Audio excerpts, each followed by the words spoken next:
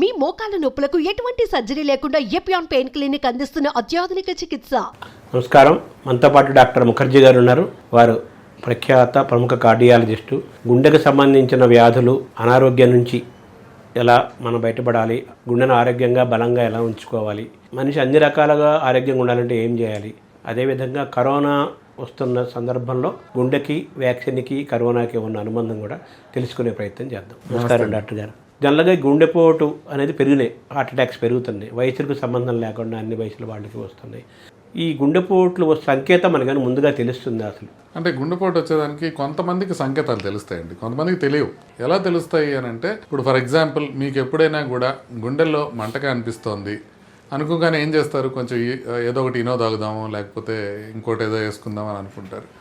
గుండెలో మంటగా అనిపించినప్పుడు అది నడిస్తే కనుక ఎక్కువ అవుతుంటే అది ఖచ్చితంగా సీరియస్గా తీసుకోవాలి. అలాంటి సిమ్టమ్ కనుక ఉంటే మనం ఖచ్చితంగా ఇంపార్టెన్స్ ఇవ్వాలి. మంట అయినా కావచ్చు, నొప్పి అయినా కావచ్చు, బరువుగా ఉండటం కావచ్చు, పట్టుకున్నట్టు కావచ్చు, ఏ రకంగా ఉన్నా మనం నడిచినప్పుడు కానీ, లేకపోతే మెట్లెక్కినప్పుడు కానీ, మెరకెక్కినప్పుడు కానీ మనకి డిస్కంఫర్ట్ వస్తుంది అని అంటే మనం ఇమ్మీడియట్గా గుండెకి సంబంధించిన ప్రాబ్లం అని అనుకోవాలి. ఇది మొట్టమొదటి సిమ్టమ్. గుండెకి సంబంధించి మొత్తం 5 రకాల సిమ్టమ్సే ఉంటాయి. 5 రకాల సిమ్టమ్స్లో ఈ ఛాతీ నొప్పి అనేది ఒకటైతే, ఆయాసం ఒకటి. మనకి ఇంతకుముందు లేకుండా ఇప్పుడు కొత్తగా ఆయాసం వస్తుంది అనుకోండి. ఎస్పెషల్లీ షుగర్ ఉండే వాళ్ళకి నొప్పి రాదు కాబట్టి వాళ్ళకి మిగతా సంకేతాలు ఏమున్నాయో తెలుసుకోవాలి. దాంట్లో ప్రధానంగా ఆయాసం అనమాట. అంటే నడిస్తే కానీ, లేకపోతే మళ్ళీ ఎత్తెక్కినప్పుడు కానీ ఆయాసం ఇంతకుముందు లేని విధంగా వస్తుంది అనుకోండి, వాళ్ళని మనం జాగ్రత్తగా చూడాలి. మూడోది మనకి కళ్ళు తిరగటం లాంటిది. అంటే ఇప్పుడు మీరు ఎస్పెషల్లీ నడిచినప్పుడు కనుక కళ్ళు తిరుగుతున్నాయి అని అంటే అది కూడా గుండెకి సంబంధించి. నాలుగోది గుండె దడ రావడం. అంటే గుండె వేగంగా కొట్టుకోవడం కానీ, నెమ్మదిగా కొట్టుకోవడం కానీ మనకి దడ కింద తెలుస్తుంది అనమాట. అంటే నార్మల్గా మన గుండె చప్పుడు మనకి తెలియదు. ఎస్పెషల్లీ మనం నార్మల్గా డే టు డే పనులు చేసుకునేటప్పుడల్లా గుండె మనకి తెలియదు. పడుకున్నప్పుడు మాత్రం కొంతమందికి వినిపిస్తూ ఉంటుంది, ఎస్పెషల్లీ ఎడమవైపు తిరిగి పడుకుంటే. బట్ అట్లా కాకుండా కొంచెం అబ్నార్మల్గా మన గుండె మనకు వినపడుతుంది అని అంటే అది కూడా మనకి గుండె జబ్బుకి చిహ్నం కింద భావించాలి. ఇక 5వ సిమ్టమ్ ఏంటంటే కాళ్ళకి వాపులు రావడం.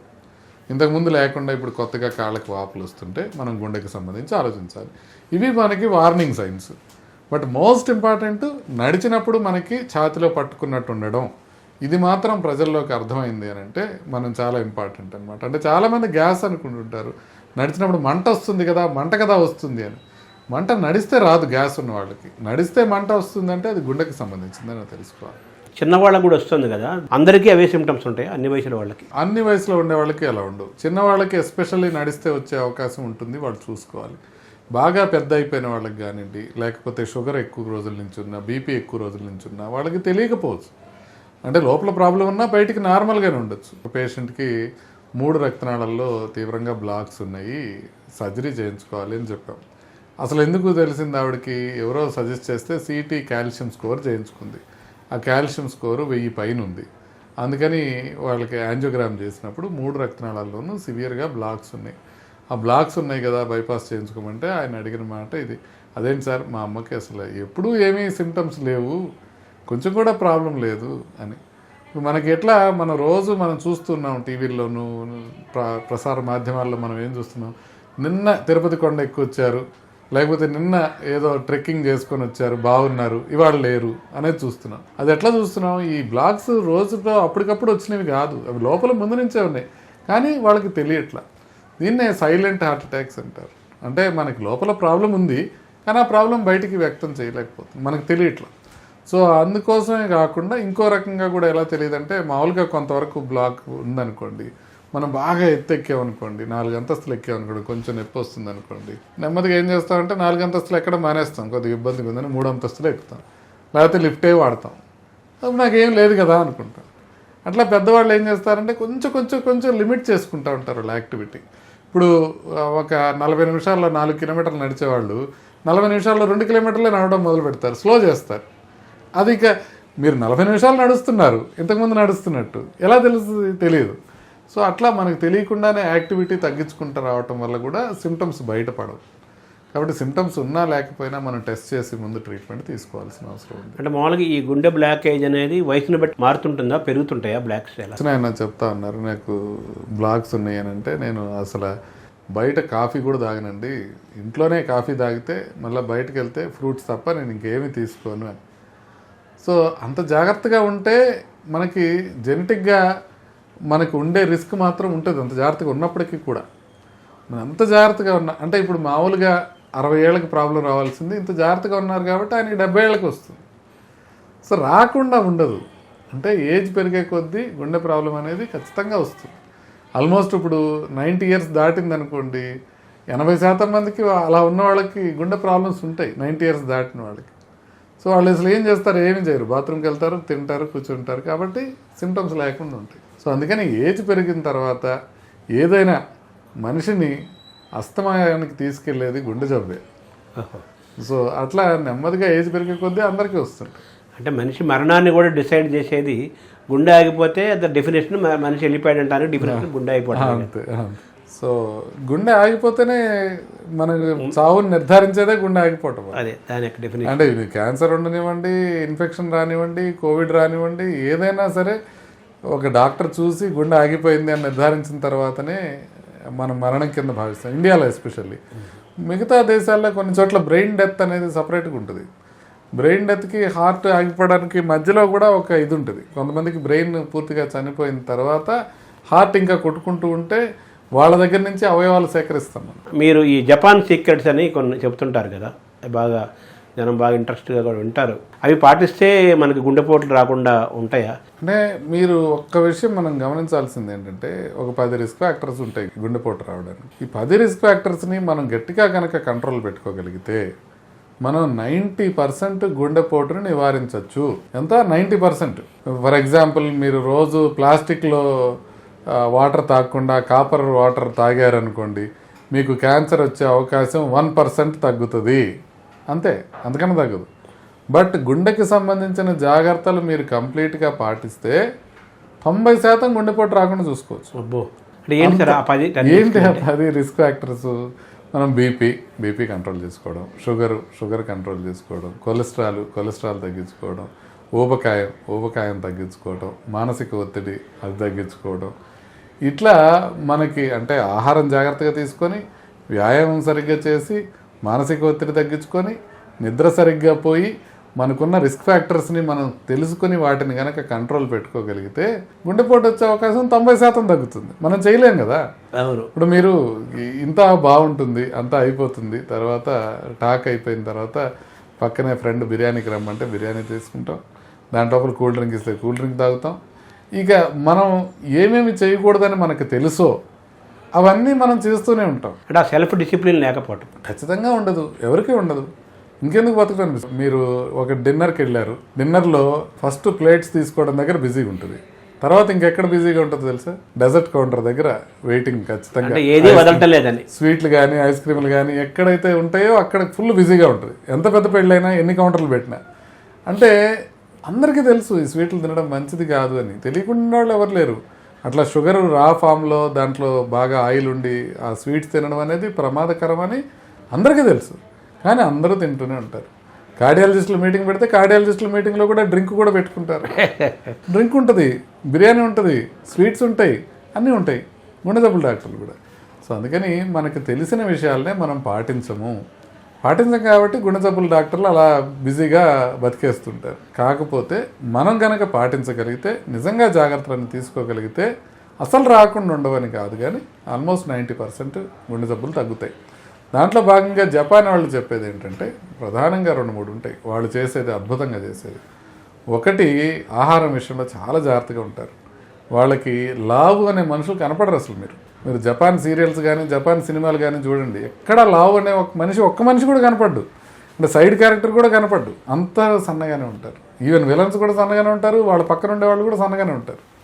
సో అది ఒకటి. సో వాళ్ళు తినేది మళ్ళీ రైసే, కానీ ఆ రైస్ కూడా చాలా జాగ్రత్తగా తక్కువ తీసుకుంటారు. తక్కువ తీసుకోవడం అనేది కల్చరల్గా వాళ్ళకి చిన్నప్పటి నుంచి అలవాటు చేస్తారు. మనకి ప్రేమతో కూడింది ఆహారం. ఇప్పుడు ఒక తల్లి తన బిడ్డ పైన ప్రేమని ఏ విధంగా వ్యక్తం చేస్తుంది? అన్నం తిన్నావా నాన్న అని అడుగుతుంది. ఇప్పుడు వాడు అమెరికా వెళ్ళనివ్వండి, ఆస్ట్రేలియాలో ఉండనివ్వండి, ఫస్ట్ ప్రశ్న అడిగేది అదే, భోంచేసావా బాబు అని. సో అది మన ప్రేమను వ్యక్తం చేయడానికి మనం ఆహారాన్ని వాడుకుంటున్నాం. వాళ్ళ కల్చరల్గా వాళ్ళు ఏం వాడుకుంటారంటే తక్కువ తినటం అనేది వాళ్ళు ఒక ప్రైడ్ కింద భావిస్తారు. ఆహారం అలవాట్లలో ఆయిల్ తక్కువ ఉండటము, స్టీమ్డ్ ఫుడ్స్ తీసుకోవడము, ఇలాంటి వాటికి వాళ్ళు ప్రాధాన్యత ఇస్తారు. దాంతోపాటుగా ఇంకొకటి ఏంటంటే మనసుకి నచ్చిన పనే చేసుకోవటం అనే దానికి వాళ్ళు చాలా ప్రాధాన్యత ఇస్తారు. దాన్ని ఇకిగాయ్ అంటారు. ఇకిగాయ్ అనే పుస్తకం కూడా వచ్చింది. సో దాంట్లో ఇప్పుడు ఇక్కడ డాక్టర్ గారు ఒక ఆయన ఉంటారు. వాళ్ళ అబ్బాయి జపాన్లో వెళ్ళి పనిచేస్తుంటాడు. అబ్బాయి ఐఐటీలో సీట్ కొట్టాడు. ప్రపంచంలో ఎక్కడైనా ఎవరైనా గూగుల్ కానీ, మైక్రోసాఫ్ట్ కానీ, ఫేస్బుక్ కానీ ఎవరైనా కళ్ళకద్దుకొని తీసుకోగలిగిన వ్యక్తి ఆయన. అయితే ఆ వ్యక్తి జపాన్ వెళ్ళి స్థిరపడ్డాడు. పెద్ద ఇల్లు కొనుక్కున్నాడు సార్ మావాడు అని చెప్పారు ఆయన. జపాన్లో టోక్యోలో ఉంటాడు. పెద్ద ఇల్లు కొనుక్కున్నాడు అంటే, సార్ మనం పెద్ద ఇల్లు అంటే మనం ఆలోచన ఎట్లుంటాయి, ఏంటి సార్ పెద్ద ఇల్లు అని అంటే, ఒక 1500 SFT అపార్ట్మెంట్ కొనుక్కున్నాడు. చాలా పెద్దది వాళ్ళకి. పెద్దది అంటే టోక్యోలో స్థలం ఎక్కువ ఉండదు కాబట్టి 1500 SFT అంటే రిచ్ పీపులే కొనుక్కోగలుగుతారు. ఇంతకుముందు మేము వెళ్ళినప్పుడు ఇబ్బందిగా ఉండేది సార్, ఇప్పుడు మాకు ఒక గది సపరేట్గా ఉంది అక్కడ. ఏంటి సార్ మరి దాచేస్తున్నాడా కోట్లు ఏంటి మీ వాడు ఐఐటీ కదా బాగా సంపాదిస్తున్నారు కదా అంటే, లేదు సార్ అక్కడ ఖర్చులకు పెద్దగా మిగిలేదే ఉండదు. మన ఇండియన్ ఖర్చుల ప్రకారం చూసుకుంటే 3.5 లక్షలు అట్లా వస్తాయి నెలకి. దాంట్లో ఖర్చులు పోను ₹1,00,000 మిగిలితే ఎక్కువ. ఖర్చులు ఎక్కువ అంటారు అక్కడ. ఖర్చులు ఎక్కువ, స్టాండర్డ్ ఆఫ్ లివింగ్ ఎక్కువ ఉంటుంది. కానీ మరి ఎందుకు సార్ అక్కడ ఉంటున్నాడు? ఇప్పుడు మరి ఎందుకు ఉంటున్నట్టు? ఇప్పుడు నెలకి ₹1,00,000 దాచుకోవడానికి ఇక్కడ సాఫ్ట్వేర్ వాళ్ళు చాలామంది దాచుకుంటున్నారు కదా. అక్కడ జీవన విధానం నచ్చింది వాళ్ళకి. ఏంటంటే వాళ్ళు ప్రశాంతంగా ఉండటానికి కానీ దానికి ప్రాధాన్యత ఇస్తారు. పబ్లిక్ ట్రాన్స్పోర్ట్ ఎక్కువ ఉంటుంది కాబట్టి ప్రతి చోటకి ఇప్పుడు మెట్రో స్టేషన్కి నడిచి వెళ్ళి మెట్రోలో ఎక్కి ఎక్కడ కావాలో అక్కడ దిగి అక్కడి నుంచి నడిచి వెళ్ళటం అది కామన్గా చేస్తారు. సో అంటే మనం వాకింగ్ చేయటానికి కానివ్వండి, మనం మానసికంగా ప్రశాంతంగా ఉండటానికి కానివ్వండి, వీటికి విలువ ఎక్కువ ఇవ్వడం జరుగుతుంది. ఆహారపు అలవాట్లకు కానివ్వండి. అంటే జపాన్ సీక్రెట్స్ అంటే మనం 1, 2, 3, 4గా ఏం చెప్పాలి సార్? ఫస్ట్ థింగ్ ఆహారం, రెండోది ఊబకాయం లేకుండా చూసుకోవడం, మూడోది వాళ్ళకి మానసిక ఒత్తిడి అస్సలు తగ్గించుకునే ప్రయత్నం చేయటం. సో ఇవే వాళ్ళ రహస్యాలు, వాళ్ళకి ఇంకేమీ లేవు. ఒకటి బాగా ఎక్సర్సైజ్ చేయటం, మంచి ఆహారం తీసుకోవటం, రెండోది ఆ మానసిక ఒత్తిడి లేకుండా చూసుకోవటం. నిద్ర కూడా వాళ్ళు పెందలాడే పడుకుంటారు, మనలాగా ఉండదు. ఫుడ్ ఈజ్ మెడిసిన్ అంటుంటారు. అలాగే ఆహారం పాత్ర కూడా మీరు చెప్పారు కదా. సో ఆహారం పాత్ర కూడా కీలకమైంది. చాలా అండి, ఆహారం పాత్ర మెయిన్. అది ఆహారంతోనే మనకి మెయిన్ వచ్చేది. మనం వాళ్ళు తినే ఫుడ్ కూడా అట్లా ఉంటుంది, బ్లాండ్గా ఉంటుంది. మీకు ఉప్పు చాలా తక్కువ ఉంటుంది జపనీస్ ఫుడ్లో. మనకి ఇక్కడ చైనీస్ ఫుడ్ తీసుకుంటే మనకి ఎక్కువ సాల్ట్ ఉంటుంది, కానీ చైనా ఫుడ్లో సాల్ట్ ఉండదు. అట్లాగే జపాన్ ఫుడ్లో అసలు సాల్ట్ ఉండదు, చాలా తక్కువ ఉంటుంది. వాళ్ళు అంత తక్కువ తీసుకుంటారు. మనం స్పూన్తో కానీ చేత్తో కానీ తింటాం, వాళ్ళు పుల్లలతో తింటారు.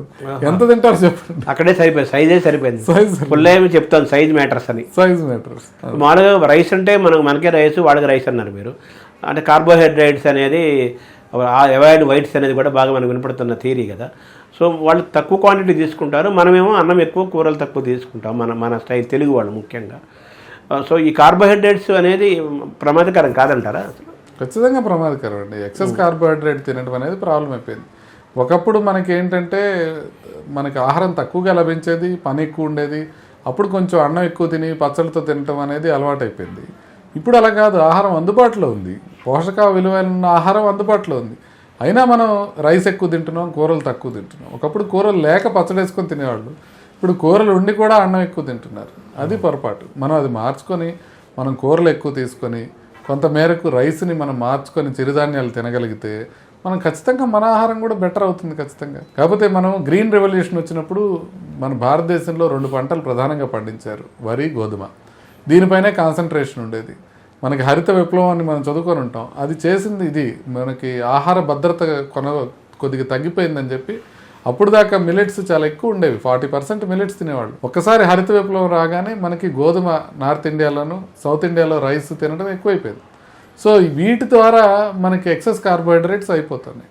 సో దానివలన మనం అది మార్చుకొని కొంతవరకు ప్రోటీన్ కంటెంట్ ఎక్కువ ఉండి, ఫైబర్ కంటెంట్ ఎక్కువ ఉండే మిల్లెట్స్ కనుక తీసుకోగలిగితే మనం కొంతవరకు జబ్బులు తగ్గించుకోవచ్చు. అంటే జెనెటిక్స్ పాత్ర, మొబిలిటీ పాత్ర కూడా ఉంటుంది కదా హెల్త్లో. జెనెటిక్స్ పాత్ర చాలా ఉంటుందండి. ఇప్పుడు ఒక కార్డియాలజిస్టు అమెరికాలో బాగా నాకన్నా ఎక్కువ ప్రివెన్షన్ ఎట్లా మార్చుకోవాలి, ఎలా చేయాలి అని చెప్పే ఆ వ్యక్తి 55 ఏళ్ళకి చనిపోయాడు సడన్గా. అప్పుడు అందరూ కొంతమంది హేళన చేశారు, ఇదేంటి ఇదేదో సెకండ్ చెప్పే బల్లి కుడితిలో పడినట్టు, ఈయన చనిపోయాడు, ఇంత బాగా చెప్తాడు అందరికీ అని. కాకపోతే అర్థం చేసుకోవాల్సింది ఏంటంటే వాళ్ళ ఇంట్లో ఎవరు కూడా 40 ఏళ్ళు దాటి బతకలా, వాళ్ళకి అంత సివియర్ ప్రాబ్లమ్స్ ముందు నుంచి ఉన్నాయి ఫ్యామిలీలో. సో అంత ప్రాబ్లమ్స్ ఉండి కూడా ఆయన 55 ఏళ్ళ వరకు బతకటం, దాన్ని ఆయన జాగ్రత్తలు తీసుకోవడం అన్నీ చూపించాడు. కాబట్టి ఆయన జాగ్రత్తలు తీసుకున్నాడు, కానీ అది ప్రధానం కాదు. ఆయన చెప్పే మాట అబద్ధం కాదు. ఇప్పుడు ఆయనకేదో తొందరగా అయిందని చెప్పి ఆయన చెప్పే మాట అబద్ధం కాదు, అదే అందరికీ ఉపయోగపడే మాట. అంటే వాళ్ళ ఫ్యామిలీ హిస్టరీ ప్రకారం చూస్తే 40 ఏళ్ళకి వెళ్ళిపోయారు గతంలో, ఈయన 55 ఏళ్ళు కంపేర్, వాళ్ళతో కంపేర్ చేసుకుంటే కొంచెం లాంగ్ లైఫ్. అయితే లైఫ్ స్టైల్ కూడా ఉంది కదా, ఇంత ఇంక్లూడ్ అయ్యింది కదా. లైఫ్ స్టైల్లో భాగంగానే మనకి ఫుడ్ లైఫ్ స్టైల్లో భాగంగానే ఇక ఇది కాకుండా వ్యాయామం అనేది కూడా మనం ఇన్కార్పొరేట్ చేసుకోవాలి రెగ్యులర్గా 1 గంట కనుక రోజు నడిస్తే ఆ గంటలో 6 కిలోమీటర్లు అయ్యేటట్టు చూసుకుంటే చాలా జబ్బులు నివారించగలుగుతాం. అట్లా వాకింగ్ ఒకటి చేయటం, మెడిటేషన్ ఒకటి. మనం ప్రపంచానికి పరిచయం చేసాం మెడిటేషన్ అనేది, బట్ మనం చెయ్యం.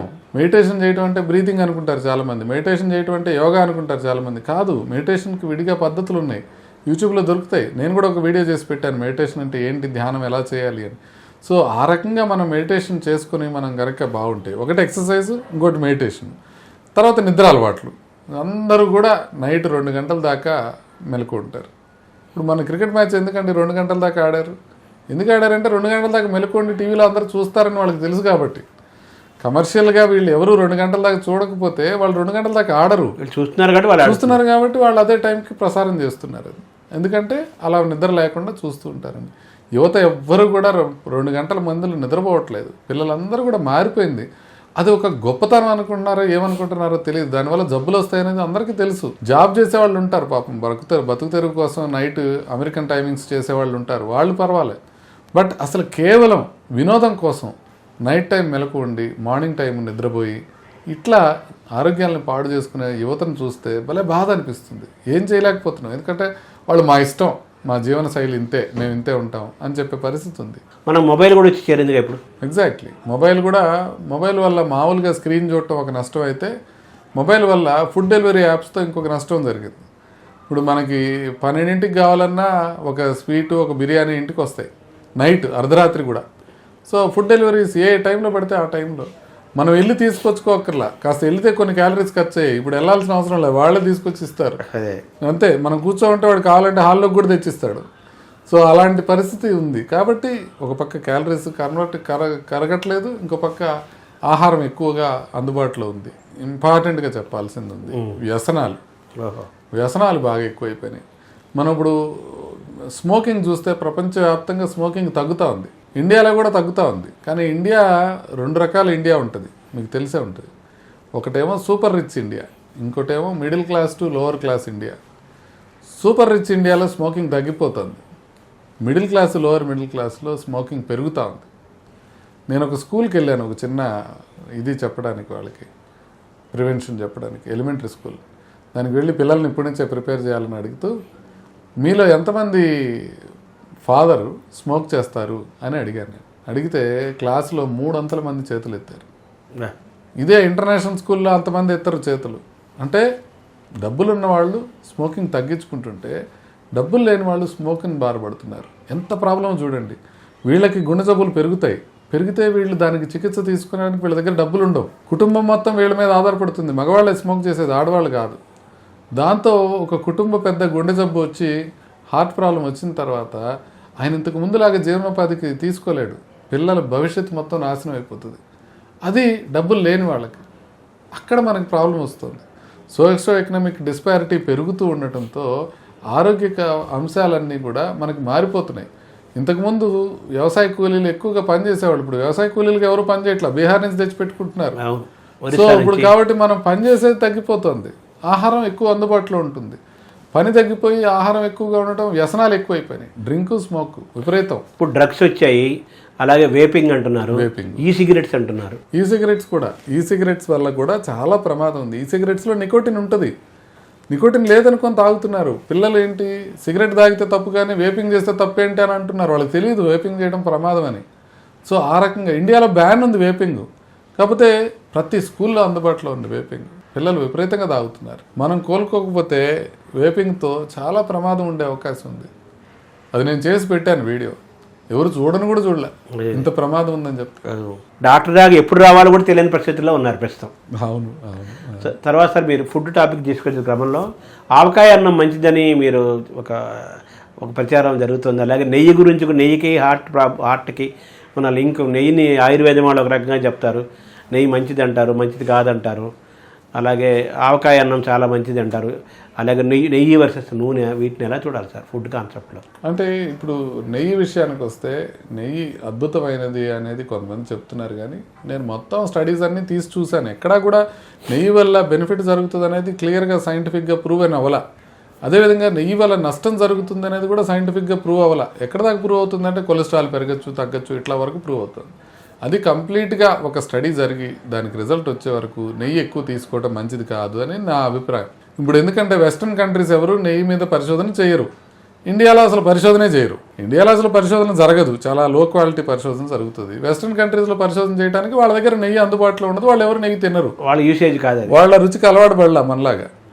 సో అందువలన మనకి దాని గురించిన కంప్లీట్ ఇన్ఫర్మేషన్ రావట్లేదు, దానికోసం వెయిట్ చేయాలి. సో అది నెంబర్ 1. రెండోది మీరు అడిగింది నెయ్యి వర్సెస్ నూనె. నెయ్యి వర్సెస్ నూనె కూడా ఎంత తక్కువ తీసుకోగలిగితే అంత మంచిది. మనం నెలకి సగటున తలకి 1/2 కేజీ మించకుండా తీసుకోగలిగితే నూనె అది అందరికీ మంచిది. అది ఏ నూనె అనేది పక్కన పెట్టండి, బట్ నెలకి 4 మనుషులు ఇంట్లో ఉంటే 2 కేజీలు మాత్రమే అవ్వాలి నూనె. అంతకన్నా ఎక్కువ అవుతుంది అని అంటే మనం ఏదో ప్రాబ్లం చేస్తున్నట్టు. సో అదొకటి చూసుకోవాలి. రెండోది గానుగ నూనె అని అంటారు, మంచిదే, గానుగ నూనె తీసుకోవచ్చు, తప్పేం లేదు, కాకపోతే మలినాలు లేకుండా ఉండేటట్టు చూసి తీసుకోవాలి. సో గానుగ నూనె వేపుళ్ళకి పనికిరాదు. మీరు వడలు చేసుకోవడానికి, గారెలు చేసుకోవడానికి గానుగ నూనెలో చేస్తే అవ్వదు. అప్పుడు మనం రిఫైండ్ ఆయిల్ వాడుకోవాలి. అసలు వేపులు తినడమే మంచిది కాదు కాబట్టి రిఫైండ్ ఆయిల్ తగ్గించుకోండి, బట్ అవసరమైనప్పుడు అది వాడుకోండి. రెగ్యులర్గా మీరు వేరుశనగ నూనె కానీ, నువ్వుల నూనె కానీ ఇవి మార్చుకుంటూ వాడటం మంచిదే, ఒకటే నూనె కాకుండా. ఆవకాయ అన్నం గురించి, ఆవకాయ అన్నానికి మామూలుగా అన్నం తింటే మనకి దానికి ఎస్పెషల్లీ పాలిష్డ్ రైస్తో మనం అన్నం తిన్నప్పుడు షుగరు ఒక్కసారిగా పెరుగుతుంది. సో అందుకే రైస్ అనేది మనకి అంత పాలిష్డ్ రైస్ అనేది క్విక్గా మనకి పెరిగిపోతుంది షుగర్. అందుకని దాని గ్లైసిమిక్ ఇండెక్స్ అంటారు. గ్లైసిమిక్ ఇండెక్స్ ఎక్కువ ఉందంటే షుగర్ని ఎక్కువగా తొందరగా పెంచుతుంది అని, గ్లైసిమిక్ ఇండెక్స్ తక్కువ ఉందనంటే తొందరగా పెరగట్లేదు అని. తొందరగా పెరిగితే ప్రమాదం, ఎందుకంటే తొందరగా పెరిగితే ఇన్సులిన్ పెరుగుతుంది కాబట్టి. అందుకని తొందరగా పెరగకుండా ఉండే ఆహారం మంచిది.